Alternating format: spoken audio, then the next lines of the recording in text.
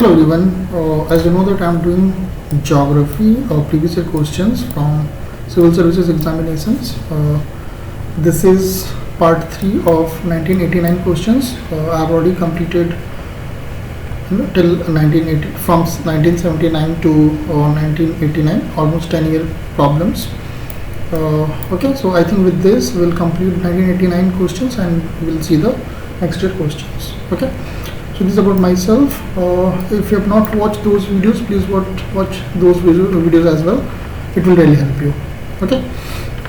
And no other exam I'm following. Just only these questions only from the civil services examination, UPSC civil services examinations. Okay. Yeah, but these questions you can use for the other PSCs itself. Okay. So the next question: which of the following state lies partly to the north of the Himalayas? Okay, Himachal Pradesh, Arunachal Pradesh, Jammu and Kashmir, Sikkim. Okay, so remember north of the Himalayas. So for this question you have to remember the map of India. Okay, so that you can a physical map actually. Okay, even political also, political में भी आपको मिल जाएगा कि हिमालय कहाँ से कहाँ तक है, उसे कौन कौन से स्टेट उसे टच करता है. सो देखिए, तो इसमें जो नॉर्थ में आप जाओगे तो नॉर्थ में जम्मू एंड कश्मीर, ये जो है it's a partly, please not lie, partly. इसमें थोड़ा पूछ रहा है, इज नॉट लाइक ढेर सारा, स्मॉल पोर्शन पूछ रहा है. So it is C. Next question: the beginning of urbanization of the Gangas from the 6th century was mainly attributed to fertility of soil, trade improvement, population growth, none of the above. देखिए ये history का भी question हो सकता है, but geography में बोला है तो anyway we have to consider in the geography, but this question we can consider as a history question as well. So it is actually, आपको पता है okay, जो गंगा के प्लेन्स हैं they are very fertile. Okay, alluvial soil we have, alluvial, whatever it is. ठीक है. Sorry for my tongue twist, no problem. So we know that. Okay, so these lands are they are very fertile. So that's why almost huge population. I don't remember the exact percentage, but I think more than 40 to 50% population is staying this जो Ganga river हमारी flow करती है उसके जो bank है उस पे है पूरा, क्योंकि उसकी जो जो भी उससे लैंड बना है दे आर वेरी फर्टाइल. हमारा गेहूँ चावल सारे यूज अमाउंट में होते हैं. Okay, even not in the present time, in the ancient time itself. So that's why they are mention the 6th century. Okay, so the answer is A. Next question: the primitive tribes of Andaman and descendant of. Okay, देखिए Andaman and Nicobar के tribes को आप याद रखिएगा, कई बार question exam में आता है. So we have to know that. Okay, Negroid, Australoid, Mongoloid, okay, Caucasoid. So किस आपको पता है ना, अलग अलग ट्राइब्स अलग अलग रीजन में होते हैं, तो यहाँ के कहाँ के हैं वो हमें बताना है. So they are actually Negroid. Answer is A. Okay, so the primitive tribes of Andaman and Andamans are descendants of Negroids. कई बार जो ट्राइब्स ही पूछ लेगा कि कौन से ट्राइब्स अंडमान से हैं, कई बार मैच लिस्ट में भी आता है. आई have seen many questions. Anyway, we'll find those questions as well. Okay, so don't worry for that. We'll see in the coming classes. So the answer is A. Next question. देखिए यहाँ पे ये gap है. The international air route from West Europe to East Asia passes through India because it is shortest route. India is the only country in Asia providing refueling capacity. Okay, India is a busy center. Situated between the two places, none of the above. ठीक है, इसका आप gas करके आप answer कर सकते हो। It is actually B.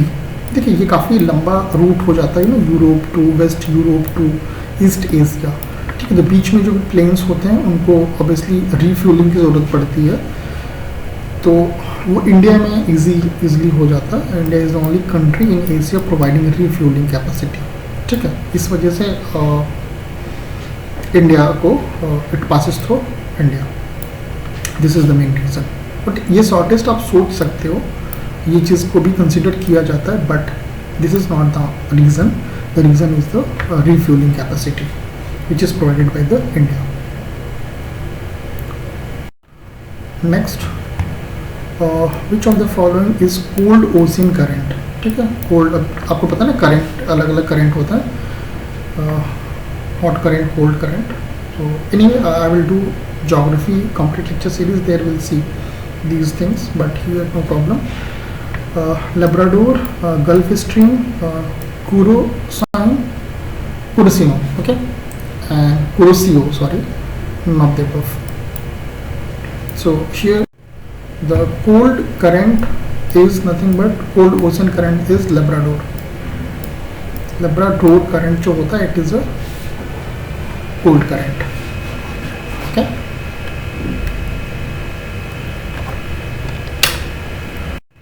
Next question. Which of the following countries is rich in oil? Singapore, Thailand, Pakistan, Indonesia. ठीक है, ये थोड़ा सा अजीब सा क्वेश्चन है। ऑयल कहाँ पे निकलता है, कहाँ पे नहीं निकलता, this also one of the question. हमें गल्फ कंट्रीज वगैरह ज़्यादा पता रहता है, इसका नहीं पता रहता, बट यहाँ पे पूछा, विल सी दैट। देखिए इंडोनेशिया, इसका आंसर इंडोनेशिया होगा। आपको पता है ना, सिंगापुर छोटी सी कंट्री, यहाँ पे तो पॉसिबल ही नहीं है, सब कुछ ये इम्पोर्ट करता है। थाईलैंड में सुना ही नहीं हम लोगों ने, पाकिस्तान में भी नहीं होता है, तो it is Indonesia only.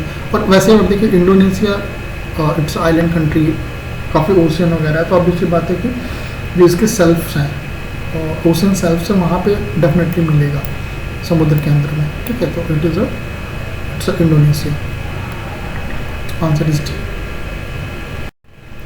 Next question, constellation referred to as zodiac R, imaginary region that encompasses the path of the planets, sign of Roman gods, a group of stars, none of the above. So it is actually the constellation referred to as a zodiac R. It is an imaginary region that encompasses the path of the planet. ये थोड़ा अजीब सा question है, पता है तो ठीक है, नहीं पता है तो आप बस याद कर लो, आंसर इज ए। ज्योग्राफी में ऐसे ही इट्स अ फैक्ट बेस होता है, इसमें आपको बहुत ज़्यादा दिमाग लगाने की जरूरत नहीं। आपने पढ़ा है तो करेंगे, नहीं पढ़ा है तो आप स्किप कर लो। ठीक है, कुछ कुछ कॉन्सेप्चुअल होते हैं वो हमें याद होना चाहिए। ठीक है, नहीं तो उसके गलत भी होने के चांस ज़्यादा है, सही भी होने के चांस ज़्यादा होते हैं, गलत होने के भी चांस ज़्यादा होते हैं। Okay, will see next question. Okay, the leading producer of silver is USA. देखिए अब ये चीज़ उस टाइम का है, 1989 का क्वेश्चन है, तो हमको इस टाइप के क्वेश्चन करंट के टाइम के हिसाब से देखना है। ओके, उस समय सिल्वर जो भी इसमें होगा वो होता होगा, इस प्रेजेंट टाइम में चेंज भी हो सकता है। तो हमें this type of question we have to think with respect to current scenario. USSR, Mexico, South Africa. So it is actually Mexico. ठीक है, आप प्रेजेंट टाइम में चेक कर लो whether it is still Mexico और some other country. So if there is any change and if this kind of question is coming, definitely you will find that country name itself. Okay, next question, Bandipur is not, यहाँ पे gap होगा, Bandipur is known for wild life sanctuary, museum, waterfall, nuclear plant.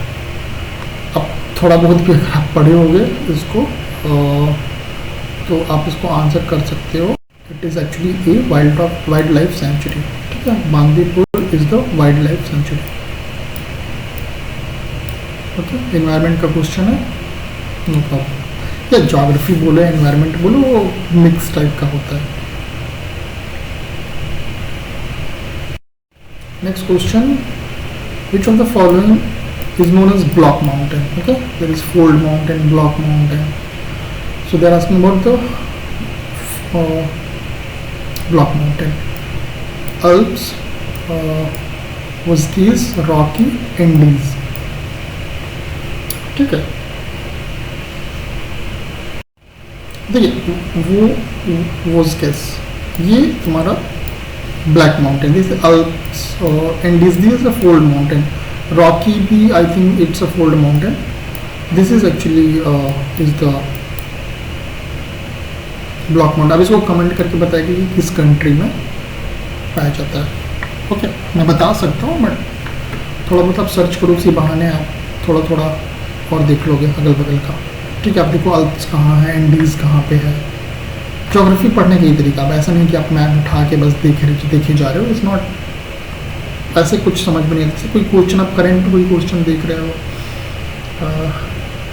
जैसे आप देखिए ना कभी कभी pirates जो होते हैं शिप को कैप्चर कर लेते हैं, तो आप देखो वो कौन सी कंट्री के होते हैं। सोमालिया उसका नाम है ना, सोमालिया कहाँ पे है, और नो जो पासेस हैं वो कहाँ पे, उसके अगल बगल की कंट्रीज कौन कौन सी। तो इस तरीके से आप जब रैंडम देखते हो ना तो याद रहता है और एग्ज़ाम में मिल जाता है वैसा।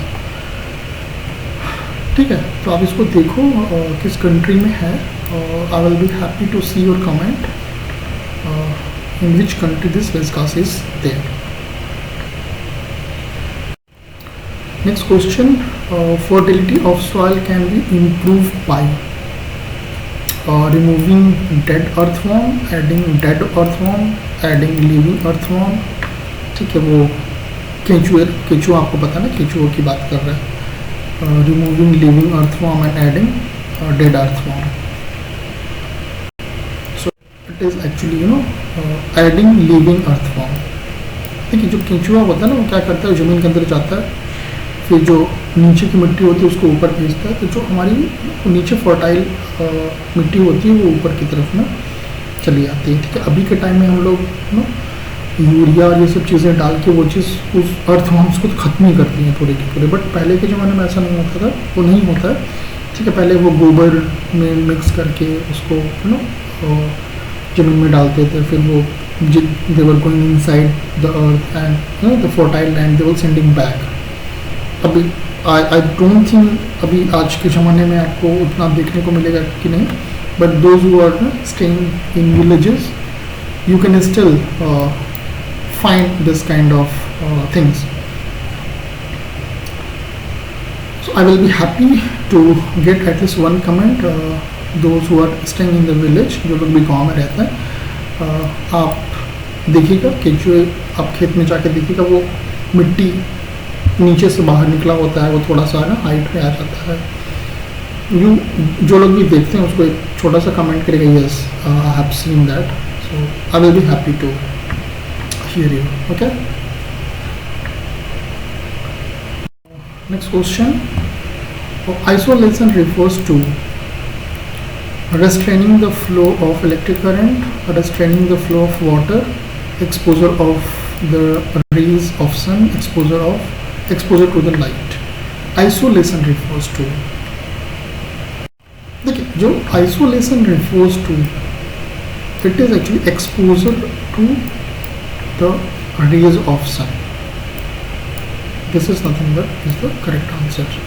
ठीक है, पता है तो अच्छी बात है, नहीं पता है तो बस आप यहाँ से याद कर लो। हर चीज़ का एक्सप्लेनेशन इज़ नॉट रिक्वायर्ड। जैसे मैं हमेशा जब मैं पढ़ाता था यूनिवर्सिटी में, जब मैं पढ़ाता था तो वहाँ पे बच्चों को एक चीज़ बोलता था ना, रटना है। ओके, तो कुछ चीज़ें ऐसी है कि हमें जो those who are Hindi speaking people they can understand what is meaning of ratna, but those who are not from Hindi speaking and they cannot understand Hindi, for them like we have to memorize। okay, memorize means ratna, हमें we have to mug up the things। okay, so there is two kind of people, one they understand what is given and one they will what is it, they will रटना, mean they will memorize each and everything, ठीक है, बस उसको रट लेंगे, ठीक है। दो मीन कोई लड़की है तो I am very very sorry, ठीक है, जैसे काफ़ी लड़कियां होती हैं वो रट लेती हैं सारी चीज़ों को, एग्ज़ाम में जाके लिखाएंगे फिर भूल जाएंगे, क्योंकि उनके मार्क्स फिर खूब ज़्यादा होते हैं। बट कई बच्चे ऐसे होते हैं स्टूडेंट्स के मार्क्स इसी वजह से, लड़कों के मार्क्स कम आते हैं कि वो रटते कम है, वो समझते हैं और फिर उनको जितना याद आता है वो उतना लिख के आते हैं, बट वो चीज़ लॉन्गर टाइम के लिए होता है। बट एनी में अगर आपको बस एग्ज़ाम क्लियर करना है, ठीक है, तो आप कुछ चीज़ें होती हैं आप उसको बस रट लो, फॉर्मूले उसको रटना ही, उसको समझने वाला तरीका नहीं होता, ठीक है। जैसे मैं मैकेनिकल इंजीनियरिंग पढ़ाता हूँ तो मैकेनिकल इंजीनियरिंग में फॉर्मूलेज को आप डराइव कर लो, एक बार आपको डराइव करने आ गया तो फाइनल आंसर क्या आ रहा है, फाइनल फार्मूला क्या डराइव हो क्या आ रहा है वो आपको हमेशा याद रहेगा। बट आप सीधे फार्मूला याद करोगे तो you will forget, but if you know the process, exam में अगर आप फार्मूला फॉरगेट भी कर लिए हो, you can fast in a faster way you can derive, you can just get the formula and you can solve and usually get the marks, ठीक है। इसलिए ये गेट वालों के लिए मैं बोल रहा हूँ, ठीक है। एनीवे जो सिविल सर्विसेज वाले हैं उन लोगों के लिए ये गेट टू की ज़रूरत नहीं है, ठीक है, चूँकि मैं मैकेनिकल बैकग्राउंड का हूँ तो मैंने इस वजह से बोल दिया। Anyway, so it's answer is isolation refers to exposure to the rays of sun. Okay, so this is the end of the part 3 of 1989 question. I will see whether some more questions are there or not. If there will be some question, I will take those questions as well. Otherwise, we'll go to 1990 questions of civil services. Okay, thank you for watching.